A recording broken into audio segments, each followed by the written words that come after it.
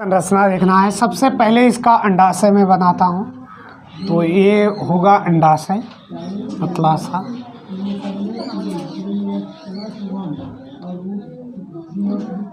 ठीक, और इसका ये नीचे का ये बाह्य दल, ये क्या है? बाह्य दल, बाह्य दल है, ये भी बाह्य दल ही होगा। ये पहला चक्र होता है बाह्य दल वाला, और ये दलपुंज होता है, इसका क्या होगा? दल है, दलपुंज। इसको बाह्य दल पुंज भी बोल सकते हो। क्या बोल सकते हो? बाह्य दल पुंज भी बोल सकते हो। ये दलपुंज, दलपुंज, और इसी से ये क्या? पूतंत निकलता है, और इस पर परागकोश होता है। इसी के अंदर, परागकोश के अंदर ही परागकण होता है। क्या होता है? परागकण होता है। इसी प्रकार और भी निकले होते हैं।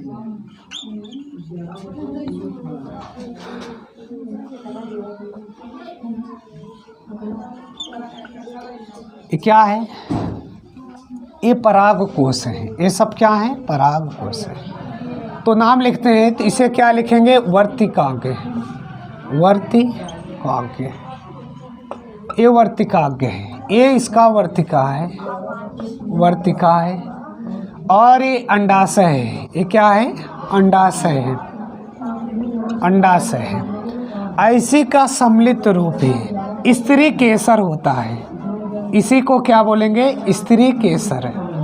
और इसी स्त्री केसर को ही जायांग बोला जाता है। क्या बोला जाता है? जायांग। ये पुष्प के मादा जनन तंत्र है, ये मादा जनन तंत्र है। अब इसकी बात करें तो ये परागकोश है। क्या है?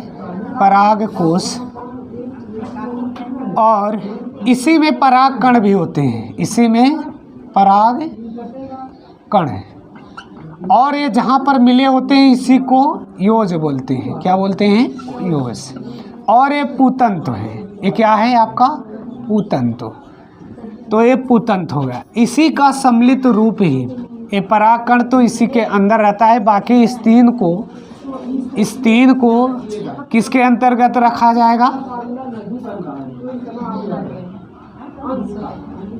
एक मिनट,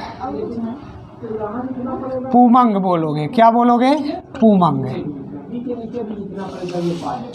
और भी इसका नाम है, पुमंग के अलावा भी इसका नाम है। क्या होगा नाम इसका? पुमंग के अलावा भी नहीं। इसका जैसे इसका स्त्री केसर तब जायांग हुआ, वैसे इसका पुनकेसर होगा। क्या होगा? पुनकेसर होगा। तो इसका नाम क्या होगा? पुनकेसर। तो इन तीनों को पुनकेसर, और इसी पुनकेसर को क्या बोलेंगे? नर जनन तंत्र। नर जनन ये तंत्र हो जाएगा, और ये पूरा क्या हो जाएगा? मादा जनन तंत्र, जनन तंत्र होता है। और ये जो शुरुआती भाग होता है चिपचिपा हुआ भाग रहता है, ये पतला होता है और वर्तिकाग्र के ऊपर होता है।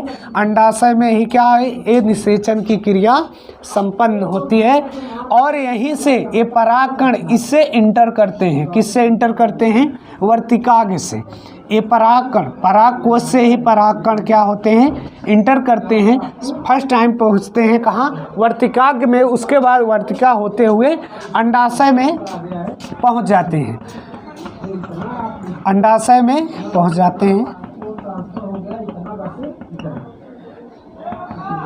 और निषेचन की क्रिया संपन्न होता है, फर्टिलाइजेशन की क्रिया संपन्न होता है। और नरतंत्र में कौन कौन आएंगे? पूतंत, योज, परागकोश, परागकण। इसी को पुनकेसर भी बोलेंगे। क्या याद हो जाएगा ना? पुनकेसर, अपुमंग। अब इसी में बात करें, एक लिंगी, एक लिंगी। इसे लिखना चाहो तो पहले लिख लो, स्क्रीनशॉट ले लो, स्क्रीनशॉट ले लो। ये जायांग है, याद रखना। स्त्री केसर, वर्तिकाग्र, वर्तिका, अंडाशय, ये इसके मादा जनन तंत्र हो गए। मादा जननांग हो गए और ये नर जननांग।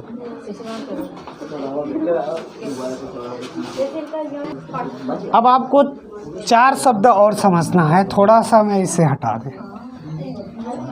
4 एक होगा एक लिंगी पुष्प, एक लिंगी पुष्प, और दूसरा हो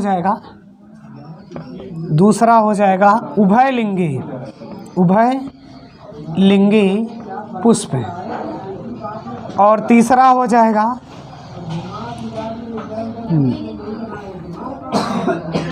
उभयलिंगी। चलो द्विलिंगी ही लिख लो, या तीसरे नंबर पर लिख लेते हैं उसे। चलो द्विलिंगी लिंगी पुष्प, तो आगे पीछे क्रम हो जाएगा। और तीसरा क्या हो जाएगा?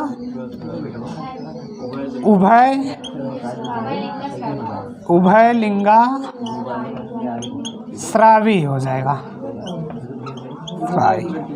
उभयलिंगा श्राई। और चौथा हो जाएगा एकलिंगा श्राई। अब इन चारों को आपको समझना है, थोड़ा सा इसे हटा देते हैं। तो एक लिंगी पुष्प उसे बोलेंगे जिस पुष्प में जायांग या पुमंग दोनों में से एक हो, मतलब या जायांग हो या क्या हो, पुमंग हो। द्विलिंगी पुष्प उसे बोलेंगे जिसमें जायांग और क्या, पुमंग दोनों हो। जिसमें जायांग और पुमंग दोनों हो उसे क्या बोलेंगे? दो लिंगी पुष्प बोलेंगे। उभयलिंगा श्राई किसे बोलेंगे? जिसमें ऐसे पौधे जिसमें